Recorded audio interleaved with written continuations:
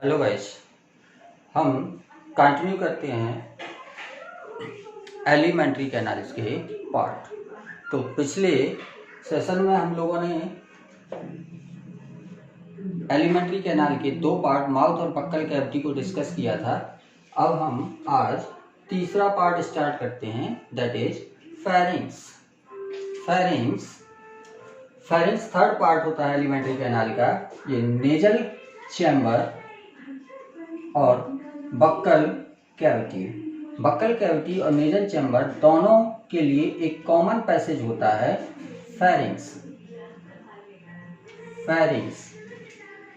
Pharynx में nasal chamber से air pharynx में आती है और बक्कल कैविटी से फूड फेरिंग्स में आता है। मतलब फूड और एयर दोनों के लिए कॉमन पैसेज होता है फेरिंग्स।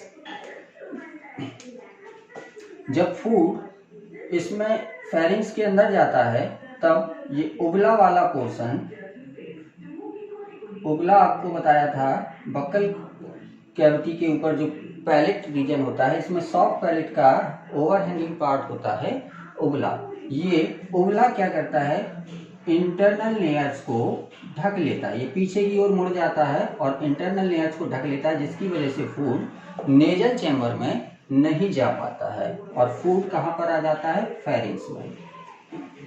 और फेरिंग्स आगे चल के फिर दो पार्ट में डिवाइड हो जाता है। एक पार्ट ट्रैकिया में ओपन करता है, ट्रैकिया जिसको हम विंड पाइप भी बोलते हैं, विंड पाइप। तो ट्रैकिया या विंड पाइप में ओपन करता है। और दूसरा पार्ट जो होता है ये ओएसोफेगस में ओपन करता है, ओएसोफेगस। विंड पाइप में एयर जाती है, एयर जो होती है नेजल चैम्बर से आने वाली एयर विंड पाइप में जाएगी, यहाँ से एयर आएगी विंड पाइप में जाएगी, और जो फूड आता है ये ओएसोफेगस में इंटर करता है। और इसको डायरेक्ट करने के लिए एक कार्टिलेज का फ्लैप होता है, इस फ्लैप को हम बोलते हैं एपिग्लॉटिस।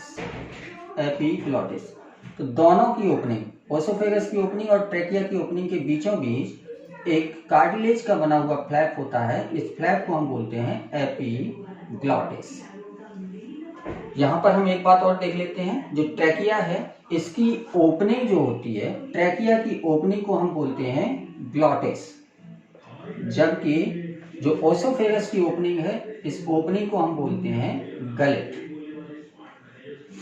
तो गलेट ओएसोफेगस की ओपनिंग है और ग्लॉटिस ट्रैकिया की ओपनिंग है।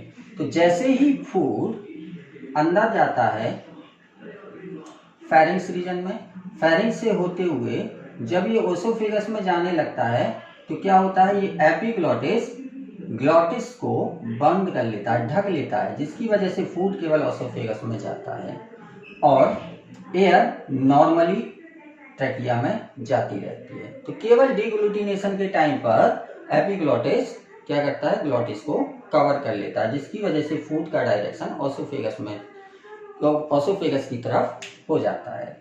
कई बार जब हम लोग जल्दी खाना खाते हैं और फूड को निगलते हैं तो क्या होता है, फूड के कुछ पार्टिकल्स अगर ट्रैकिया में चले जाते हैं तो क्या होता है, हमें कफ या खांसी आने लगती है। तो वो खांसी क्यों आती है कि इसके अंदर जो फूड पार्टिकल चले गए हैं वो निकल के बाहर आ जाएं। नेक्स्ट पोर्शन होता है एलिमेंट्री कैनाल का ओएसोफेगस।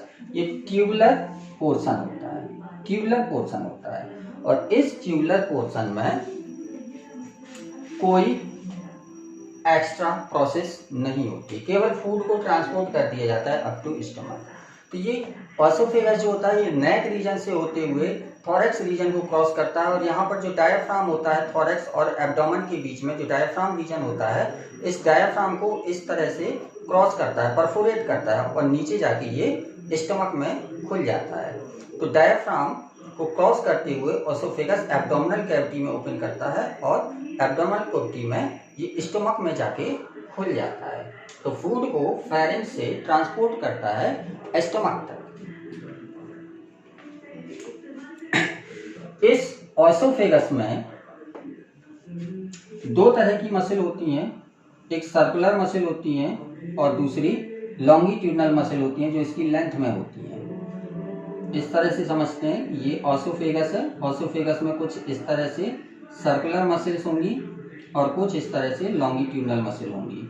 ये लॉन्गिट्यूडनल मसल और सर्कुलर मसल अल्टरनेटली कॉन्ट्रैक्ट और रिलैक्स करती रहती हैं। कॉन्ट्रैक्ट और रिलैक्स करने से क्या होता है, फूड आगे की ओर मूव करता रहता है और इन रेगुलर कॉन्ट्रैक्शन और रिलैक्सेशन की प्रोसेस को हम बोलते हैं पेरिस्टाल्सिस। पेरिस्टाल्सिस बोलते हैं। पेरिस्टाल्सिस क्या है, regular contraction and relaxation of circular and longitudinal muscle, जो कि अल्टरनेट मैनर में होता है, जिसकी वजह से फूड ऊपर से नीचे की ओर ट्रांसपोर्ट होता रहता है। नेक्स्ट पोर्शन होता है स्टमक का। ये जो स्टमक का रीजन है ये सैक लाइक स्ट्रक्चर होता है, एक थैले की तरह स्ट्रक्चर होता है और सैक लाइक स्ट्रक्चर को हम 3 पार्ट में डिवाइड करते हैं। पहला पार्ट जो होता है जिसमें ओसोफेगस ओपन करता है, इस पार्ट को हम बोलते हैं कार्डियक पार्ट।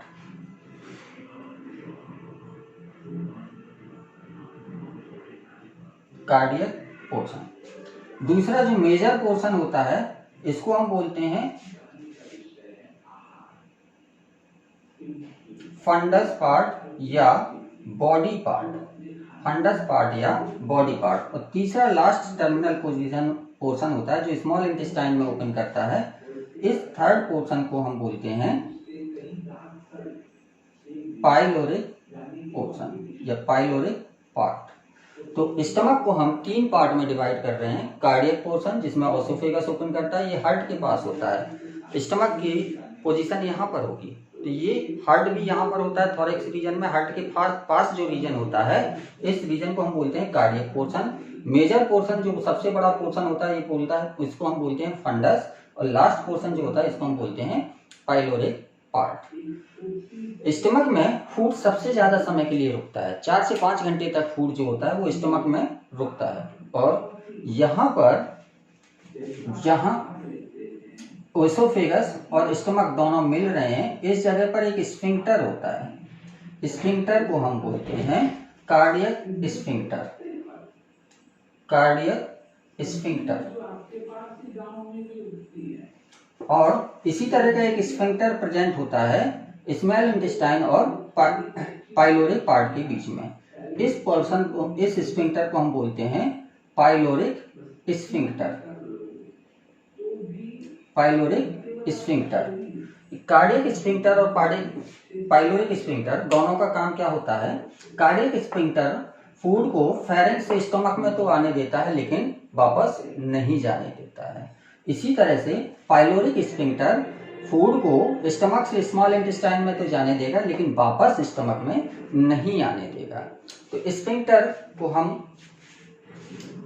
कैसे समझते हैं कि ये एक ट्यूब लाइक स्ट्रक्चर है और इसमें ये स्फिंक्टर है, स्फिंक्टर, ठीक। जो स्फिंक्टर जो है ये ओपनिंग है, जब ये ओपन है तो फूड यहाँ से ट्रांसपोर्ट हो जाएगा, लेकिन ये जब इस तरह से क्लोज हो जाएगा ऐसे, तो ये फूड को वापस नहीं आने देगा।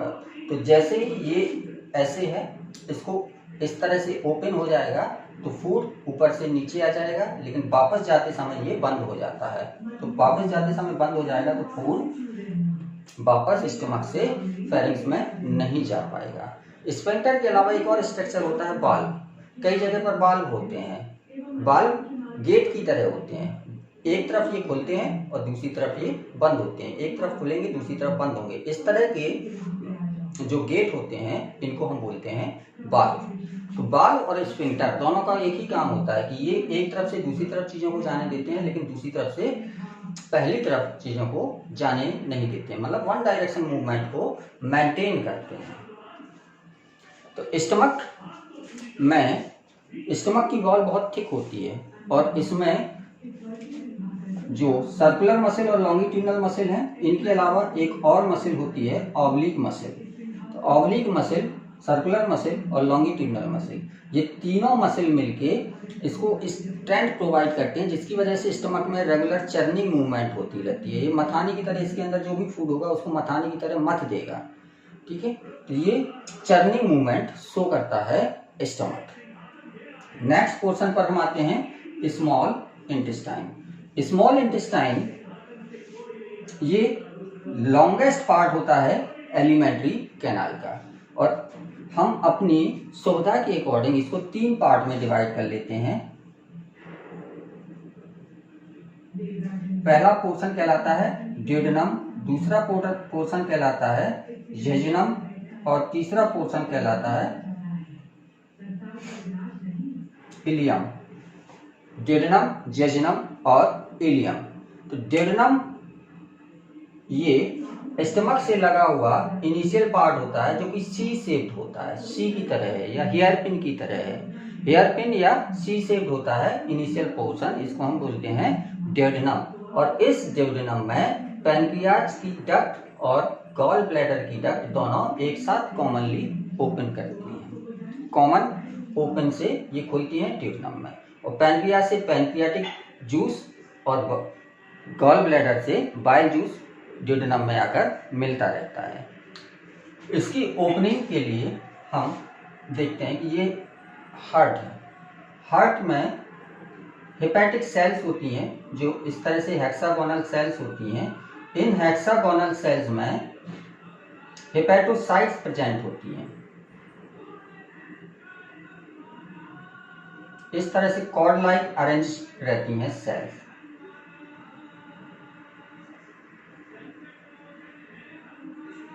इसको और बड़ा बना के देखते हैं। ये हार्ट में इस तरह से हेपेटिक सेल्स हेक्सागोनल होती हैं जो, और इनमें क्या होता है, इस तरह से हेपेटोसाइट्स होती हैं। हेपेटोसाइट्स जो कॉर्ड की तरह अरेंज होती हैं, कॉर्ड की तरह। बाकी पोर्शन इसका खाली रहता है जिसको हम बोलते हैं लेकनी। तो ये हेपेटोसाइट्स हैं या लिवर सेल्स हैं, हेपेटोसाइट्स। इन हेपेटोसाइट्स का काम क्या होता है, ये हेपेटोसाइट्स जो होती हैं ये बाइल जूस का सिक्रीशन करती हैं। बाइल जूस का जो सिक्रीशन होता है वो हेपेटोसाइट्स में होता है। और ये जो हेक्सागोनल पार्ट है इसके ऊपर एक कैप्सूल प्रेजेंट होता है। इस कैप्सूल को हम बोलते हैं Glisson's capsule. Glisson's capsule. Glisson's capsule. Glisson's capsule इन हेक्सागोनल पार्ट को सेपरेट करता है। दूसरा हेक्सागोनल पार्ट इसके बगल में होगा, और इसके अंदर भी हेपेटोसाइट्स प्रेजेंट होंगी जो कि बाइल जूस का सिक्रीशन करेंगी।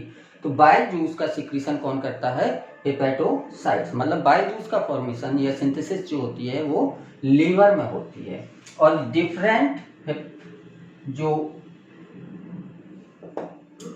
हेपेटोसाइट्स की सेल्स हैं ये क्या करेंगी, अल्टीमेटली मिलकर एक कॉमन हेपेटिक डक्ट का फॉर्मेशन कर लेंगी।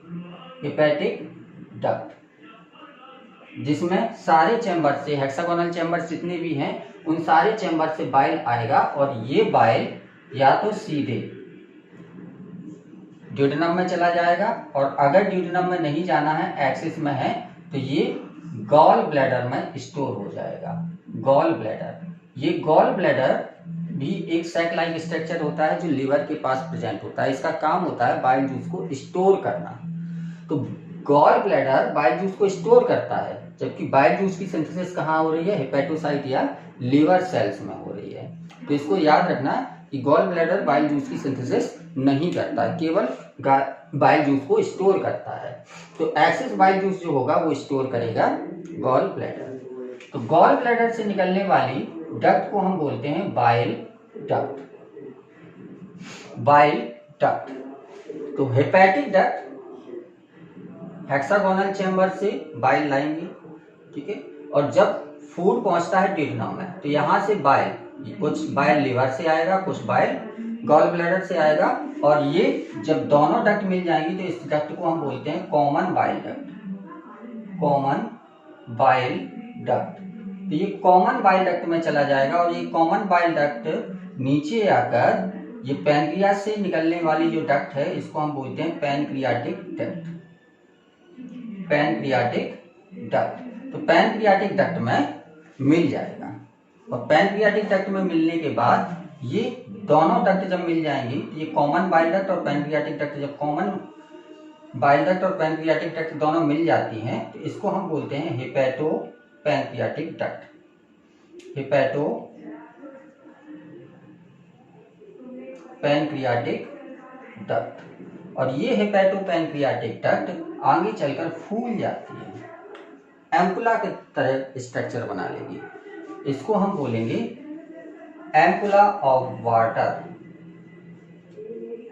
Ampulla of water. Ampulla of water. और ये एम्पुला ऑफ वाटर ओपन करता है इनटू ड्यूडेनम। और ड्यूडेनम में ओपन करने के पहले इस यहाँ पर भी एक स्फिंक्टर प्रेजेंट होता है, जो कि जब पैनक्रियाटिक जूस और बाइल जूस इसमें जाने देना होगा तब ओपन करेगा, अदरवाइज ये क्लोज हो जाए। इसको हम बोलते हैं स्फिंक्टर ऑफ ओडाई।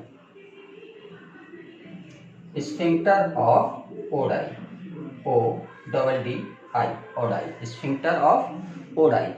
तो गॉल ब्लैडर से निकलती है बाइल डक्ट, हेक्सागोनल चैम्बर्स मिलकर बनाते हैं हेपेटिक डक्ट। जब हेपेटिक डक्ट और बाइल डक्ट मिल जाती है तो बनाते हैं कॉमन बाइल डक्ट। ये common bile duct pancreatic duct से मिलती है और बनाती है hepato pancreatic duct. Hepato pancreatic duct जब फूल जाती है तो इसको हम बोलते हैं एम्पुला ऑफ वाटर, और इस स्फिंक्टर को हम बोलते हैं स्फिंक्टर ऑफ ओडाई। और स्फिंक्टर ऑफ ओडाई रेगुलेट करेगी कि कितना बाइल जूस या पैनक्रियाटिक जूस ड्यूडेनम में जाना है। ड्यूडेनम के बाद अगला पोर्शन आता है जेजुनम, और उसके बाद सबसे बड़ा पोर्शन जो होता है स्मॉल इंटेस्टाइन का वो होता है इलियम। तो जेजुनम और इलियम को हम कंटिन्यू करेंगे नेक्स्ट चैप्टर पर।